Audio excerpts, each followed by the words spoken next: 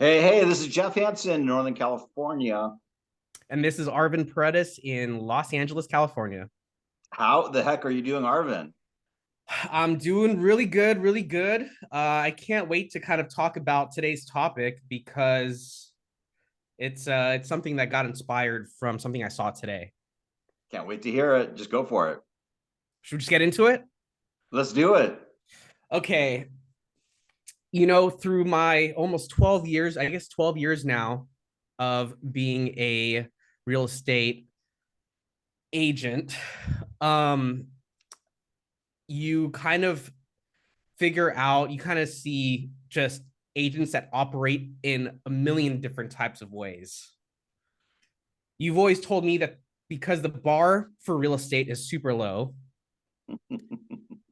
that people kind of just operate however they want because it's just kind of easy on the easy side to get licensed, right? And that because of True. that, it attracts people of different kinds of backgrounds and standards and things like that. So today's topic is how to not be one of those annoying agents to work with. Wow. That's actually, this could be like an hour, 2 hour conversation. How to not being an annoying agent. How to not be an annoying agent. Yeah. And we can go into another video of how to establish a great reputation for you as an agent because I think that's something a little different than this. But let me tell you what inspired this topic today. Please I'm do. on I'm on the MLS. I'm checking to see what the inventory is looking like in the area that I'm focusing on in Santa Monica. And this isn't the first time that I've seen the MLS comments like this for, a property. I've seen it maybe a few times before, but it's out there. Agents that post a great listing and in their comments they say, "Do not call, do not text, uh email your client's name for our register." Hmm. And it's a prominent this one was a prominent company that's down here, and I've seen it with different companies across the board, and Right. to me that is just so annoying. What do you think Well, about I, that? I haven't seen that lately. I saw that a lot in the downturn when all the foreclosures were happening.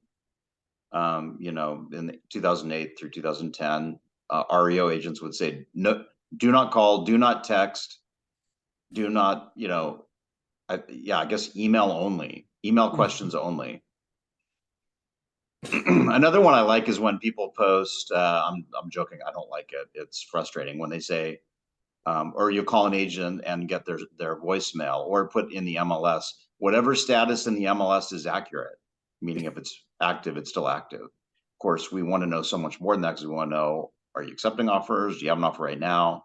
Right? There's a lot of the big power that we give to our clients. I try and point this out on listing appointments because it's something the sellers don't see is how we interact with other agents really influences the home getting sold. And if you go and look at a property and you have questions and the agent's not responsive, it really lowers the chance that you want to write an offer on that property. It does a huge disservice, like this listing you saw, right?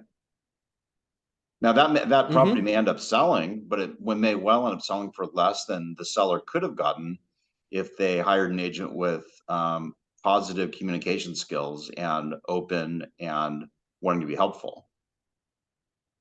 You know,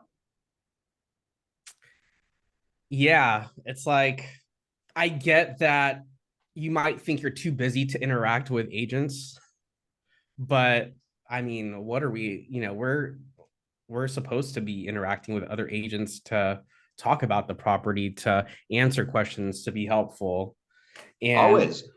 Well, it's a cooperative environment. It's not like attorneys where you're at loggerheads. Even attorneys communicate with each other and they're fighting each other. There's nothing inherently adversarial about the real estate relationship between agents. Someone has a buyer, someone has a seller, we come together, and if it's a fit, we make it work. And yeah, I mean, I'm just thinking of reading that in the MLS. You're just previewing, right? So I don't think you have that particular property, you probably don't have a buyer for, but if you did, it'd be super frustrating, right? Incredibly frustrating. So what would you do Totally. differently? I mean, just try and just email, I guess. I mean, there's a lot of times you just got to follow their instructions and see how, maybe just see what kind of questions, what kind of answers you can get out of emailing back and forth with them, and maybe emailing them asking if you could schedule a call at a time that's convenient for them. But these people that are saying that they are too busy, uh, you know what? Have someone else on your team take the call then. Yeah, Have yeah. someone else that you work with answer questions or something. Right. It's just bad service for their customer too. Bad service. Yeah, the way not to be annoying is really the same way you don't be annoying to your clients. Hopefully they're not like that with their clients. The clients would want to fire them, right? If they're like, by the way, I'm too busy to take your calls or texts, Mr. Client and Mrs. Client. The way to not be annoying is to be communicative and not just put it out there that you're too busy, which is shocking, but actually return calls and texts in a timely way as Yeah. possible. It's really, other agents really appreciate it. I have a closing today actually where I think we got a better price. We had multiple offers, but one was more than others.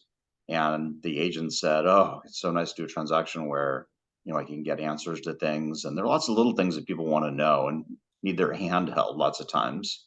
So I always think like be the adult in the room and be the one that takes responsibility for everything that's happening. It takes a little more time and energy, but you can still, excuse me, you can still handle a lot of business and take the time to do that because otherwise things just get messy too. Yeah, there was an agent once, not that many years ago, who put in the agent only comments that for updates on properties, go to my Twitter feed. And there was a link to their Twitter feed as though the Twitter feed would answer every question that we have, right? Which is impossible. And it turns out the Twitter feed wasn't updated because, like, when a property went pending, it wasn't updated on their Twitter feed. So I get the idea is you're trying to conserve energy or time. Now, I do think it's appropriate to put in the best way to communicate with me, right? If you would prefer and you text is better, say, text me for answers, right? Which is different than saying, don't do this and don't do that, but saying, this is the best method, right? Emailing is the best method or calling is the best method, right? Whatever you want. But inherently, agents are going to call you some other method because they don't follow directions anyway. So you got to be responsive.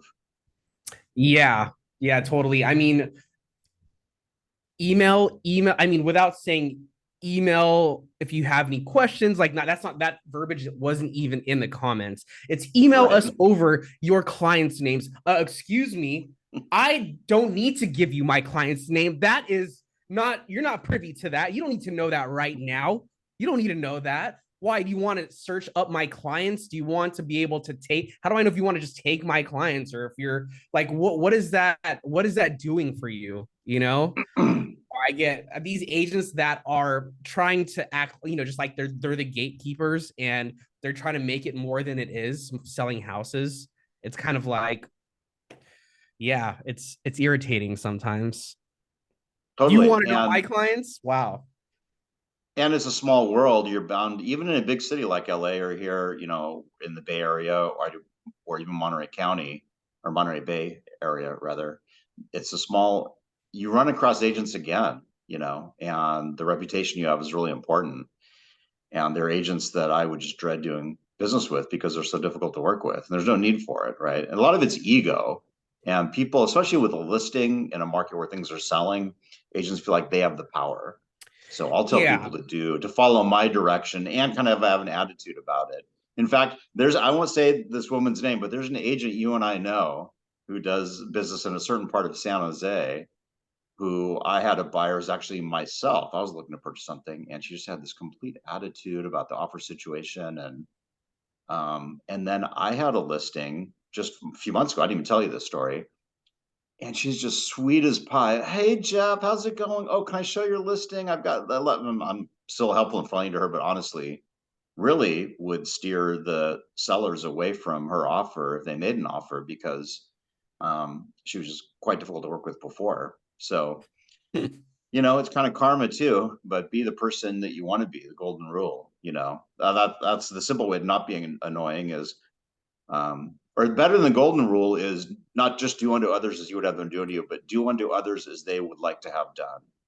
but generally nobody wants to be condescended to or have complicated directions or just being told I'm too busy to help you. That's just crazy. That's an outlier though, but it's amazing that you really saw that in the MLS. Yeah, yeah, like you said, we can go on and on about the annoying things that agents do. I mean, honestly, it doesn't even really matter what market you're in. Yeah, it's magnified when it's a unique market. It's magnified when it's a down market, and or when it's a type of market where a lot of agents are getting licensed. Well, it depends on But the power, or if it's a quote down market or a buyer's market, then the person that has control is the person working with the buyer, and those same agents. It's the kind of person that when they feel that they have power, they want to exploit it and kind of push people around. At the end of the day, though, if it's a listing your buyer wants or the other way around, you have to kind of swing with it. And yeah, but please, if we could all just be a little more professional, and actually, some cases, a lot more professional. yeah, Um, but oh my gosh, we could just go. We need to wrap this up, I know, but we go down a big rabbit hole on all the well, annoying yeah, situations and the things that people do. we'll do some part twos and part threes because this is kind of a fun topic. The more we talk about it, the more I'm reflective of all the things that agents have done over the last 12 years in my career. So it's, Well, this yeah, one's just how do not be annoying in the MLS. Of course, this is before you even talk to the agent. This is just their somewhat public face in the agent only comments we're talking about in the MLS that only agents see. This is the way for you to communicate directly with all the agents out there that might want to bring you an offer and help you get a commission. And you're telling them you're too busy. Don't do that. don't do that. I'm Cool. never too busy. You can figure out a way. There's a lot of agents doing business on the biggest of scales, and they're figuring it out. So By the way, when you are really busy and you get inquiries on things, even just this is just good communication with agents or with anybody or a seller or a prospective buyer or seller. Just a quick text, something. Hey, by the way, I'm going to get back to you a little bit later, and then make a note to get back to them. If you just tell people when you'll get back to them, it's totally different than someone calls, leaves a message, gives you a text, and it takes hours to get back. They think they're not being heard. So just let them know, hey, I know it's in on my list of things to do. I'll get back to you at a certain time. People really appreciate it. That's all you have to do. yeah. But you know what, Arvin? I'm too busy. I need to end this video. I can't do this anymore. Just kidding. just make sure you leave your clients' names with me. Yeah, that's Yeah, very powerful, very helpful, very powerful for how this is all gonna go. that is one for the ages. You got to take a screenshot and send it to me. That one's good. Yeah. Okay. Onward and upward. We'll catch the Okay. next one soon. If you're watching this video and would like direct coaching, consulting, advice on how you're running your business, whatever level you're at, we've probably seen and done it, and we're definitely here to help. So join our community. Take care.